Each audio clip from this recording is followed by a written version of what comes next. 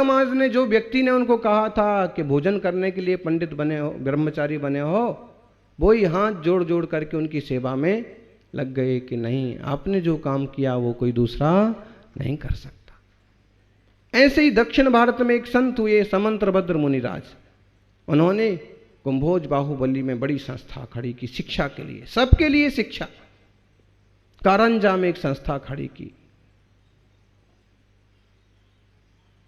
आर्यनंदी जी ने एलोरा में संस्था खड़ी की। कई सारे ऐसे गुरुकुल संस्थाएं खड़ी की जहां धर्म की शिक्षा, तत्व की शिक्षा, विवेक ज्ञान की शिक्षा मिले, जीवों का कल्याण हो। बिना ज्ञान के कुछ नहीं होता। इसलिए ज्ञानियों, कभी ऐसी संस्थाओं में जाने का अवसर मिले तो जाइए, कभी सहयोग करने का रास्ता सूझे तो करिए। और जिन धर्म का विकास कैसे हो, वीतराग तत्व का प्रचार प्रसार कैसे हो। जयपुर सांगानेर के विद्यालय तो बहुत बाद में बने, मूल में तो वही संस्थाएं हैं जो आज क्षीण होती जा रही।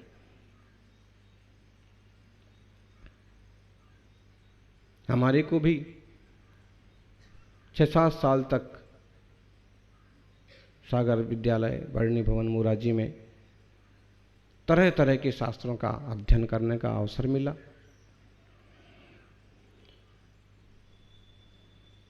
ज्ञान आंखें हैं।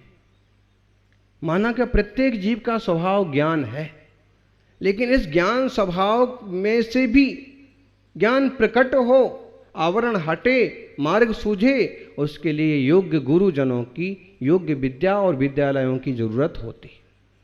निमित्त की अपनी उपयोगिता है। ऐसे में उनका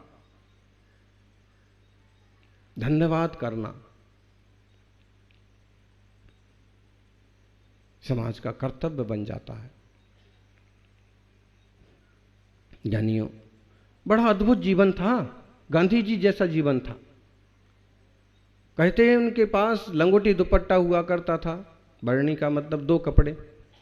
इतने सरल स्वभावी, इतने शांत। रास्ते में लोग सर्दी से सिकुड़ते हुए भिखारी पड़े हैं, सो रहे हैं, उनने अपना दुपट्टा उतारा और भिखारी को, गरीब आदमी को उड़ा दिया। अपना नीचे वाला कपड़ा उतारा, दूसरे को उड़ा दिया। अकेले लंगोट पर छुपते छुपते घर पहुंचे। धर्म माता चिरौंजाबाई ने दरवाजा खोला, खटखटाने पर देखा कि, पूछा भैया कपड़े कहाँ गए? वो बोले कि ऐसा था कि ठंड में आदमी सिकुड़ रहे थे तो मैं उनको उड़ाया। अरे तुम्हें भी तो ठंड लग जाएगी। अरे मैं तो घर आऊँगा तो आपकी माँ है, तो जैसे आप जैसी माँ मिल गई तो मेरे तो कपड़े बहुत मिल जाएंगे, लेकिन उनके लिए कोई देने वाला मुश्किल है। स्वतंत्रता संग्राम में आए भी उनका बड़ा योगदान रहा। प्रैक्टिकली भाषण और प्रवचन से उनने कितना किया उसके प्रूफ तो कम है, लेकिन एक सुभाष चंद्र बोस की सभा हुई थी इटावा में। उस समय उनने भी नीलामी की, अपना दुपट्टा नीलाम कर दिया। देश की स्वतंत्रता के लिए, आज़ादी के लिए, स्वतंत्रता संग्राम में जो क्रांतिकारी लोगों को सहयोग के लिए दुपट्टा नीलाम कर दिया। उस समय उनका एक 1.5 मीटर का दुपट्टा 350 रुपये में नीलाम हुआ था। बहुत कीमत है।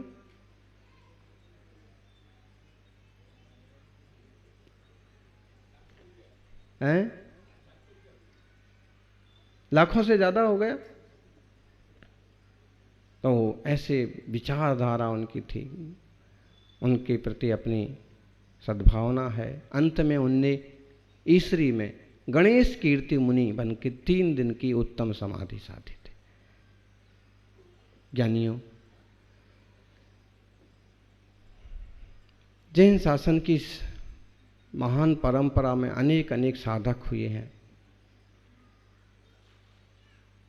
कभी आप पूर्वाचार्यों के उदाहरण पढ़ें ना, उनकी कथाएं पढ़ें, उनकी जो घटनाएं हैं पढ़ें तो आंखें खुल जाएंगी। 8वीं शताब्दी के महान आचार्य अकलंक 5वीं शताब्दी के महान आचार्य पूज्यपाद 2वीं शताब्दी के समंतभद्र, इन महान सत्पुरुषों के बड़े बड़े कथानक उपलब्ध हैं कि जीवन में कितने उतार चढ़ाव आए, फिर भी सम्यक दर्शन ज्ञान चारित्र के मार्ग को, वीतराग मार्ग को छोड़ा नहीं। दुनिया का मार्गदर्शन करते रहे, प्रभु की प्रभावना को आगे बढ़ाते रहे। ऐसे गुरुजनों के माध्यम से आज भी जिनवाणी उपलब्ध है।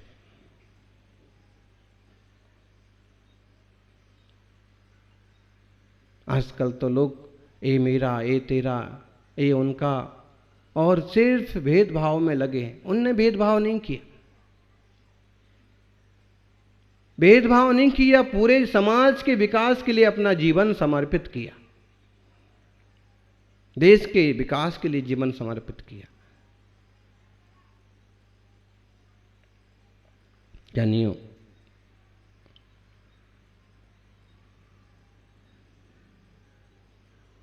सही ढंग से विचार करें तो इस दुनिया में मेरा कुछ भी नहीं है। निश्चय से सोचें तो कण मात्र भी मेरा नहीं है, और व्यवहार से विचार करें तो हर व्यक्ति मेरा है, फिर कोई पराया नहीं। ज्ञानी तो विचार करता है, को भी मम किंचिनत्थि अहम अविकस्सय किंचिनो अत्थि एगत्तम कुण दुआदे जेन दुसिघ्घम ही छेदी। दुनिया में कुछ भी मेरा नहीं है और मैं भी किसी का नहीं हूं। आप किसके हैं? बोलो जी, डोटिया जी, किसको फोन कर रहे हो? हैं? आप किसके हैं? आपका कौन है दुनिया में? किसका फोन आया है?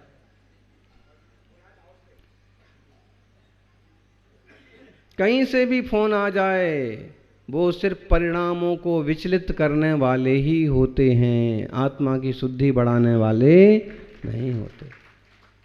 आप मोबाइल लेके बैठ जाना, दिन भर बैठना, मुश्किल से 2-5 मिनट का ऐसा कुछ मैटर मिलेगा जिससे वैराग्य बढ़े, निर्मलता बढ़े, और एक वितराग भाव बढ़े, और एक सबके प्रति अपनत्व का भाव बढ़े। वरना स्वार्थपरता की बातें, इधर उधर की बातें, फिजूल की बातें, कसाय की बातें, विकार की बातें,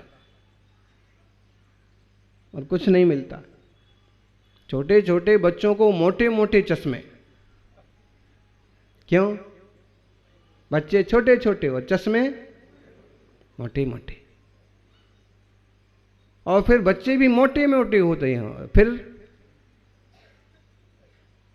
सब प्रभाव इसका। अब आपने मोबाइल छेड़ ही दिया है।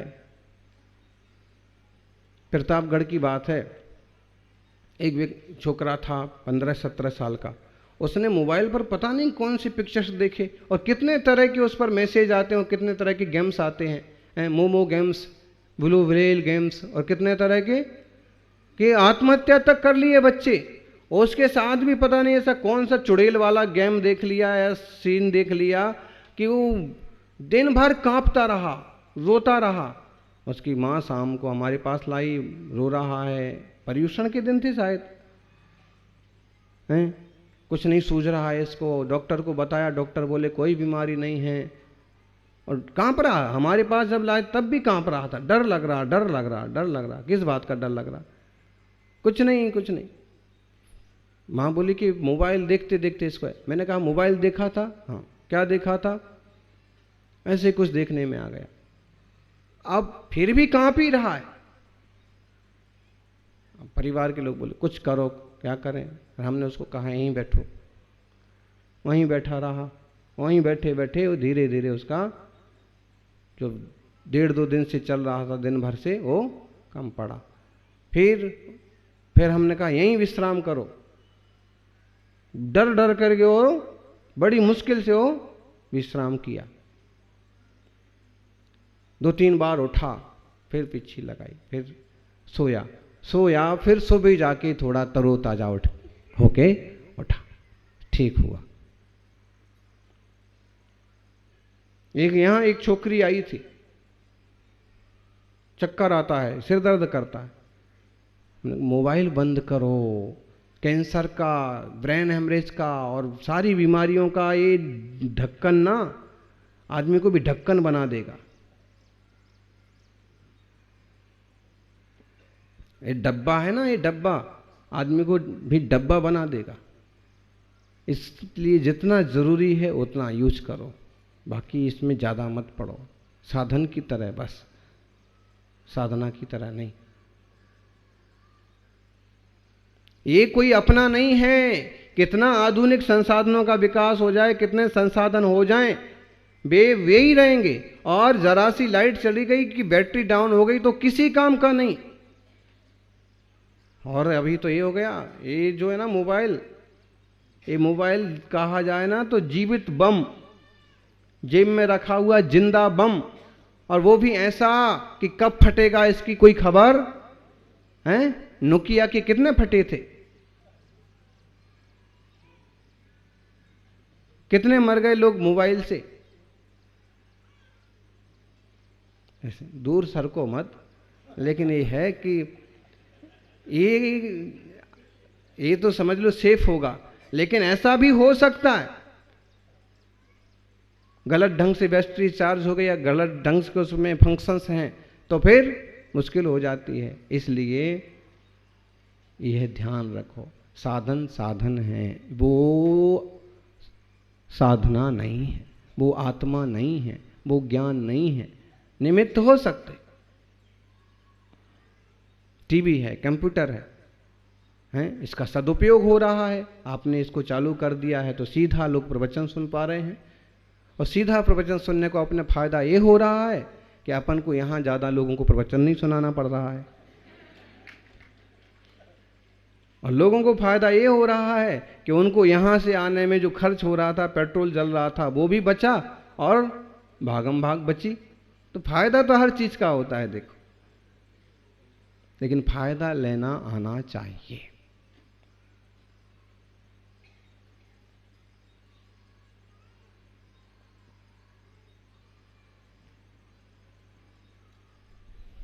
गणेश वर्णी किसी के यहां मांगने गए, चंदा मांग लेते थे वो।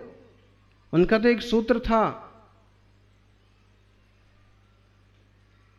कि दूसरे के उपकार के लिए मैं अगर मांगता हूं तो मुझे कोई शर्म नहीं है।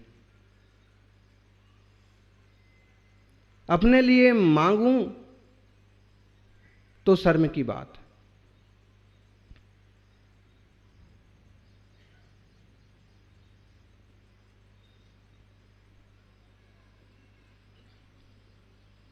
तो उनने मांगा।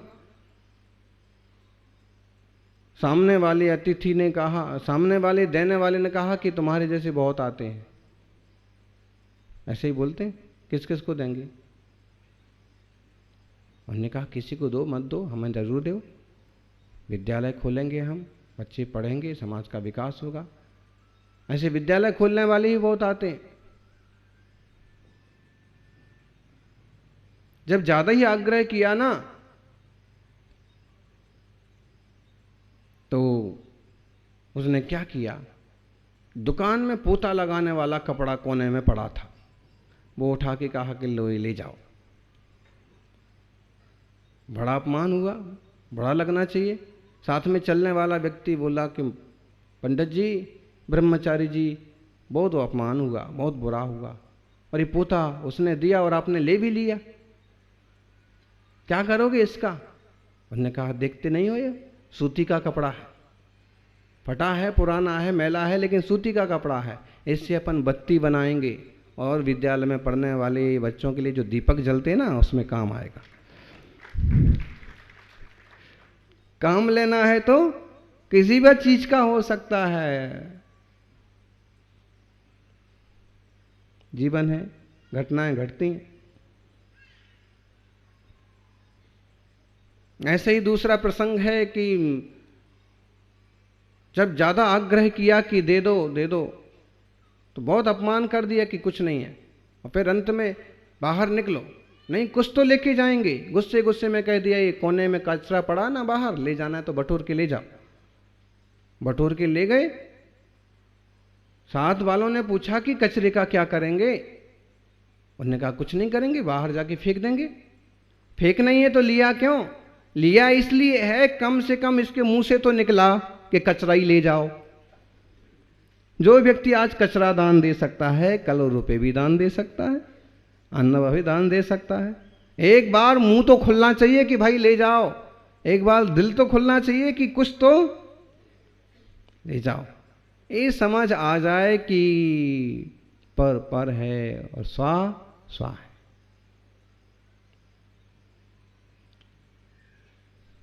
सज्जनों, को भी मम किच्ची दत्थे अहम अभिकस्य किंचिनो अत्थे। पर पदार्थ कोई भी मेरे नहीं है और मैं भी किसी पर पदार्थ का नहीं हो सकता। मुनिवर आपको कह रहे थे ना, अपने भाव से, अपने देह से भी ज्यादा कई बार हमारी आसक्ति दूसरों में होती है।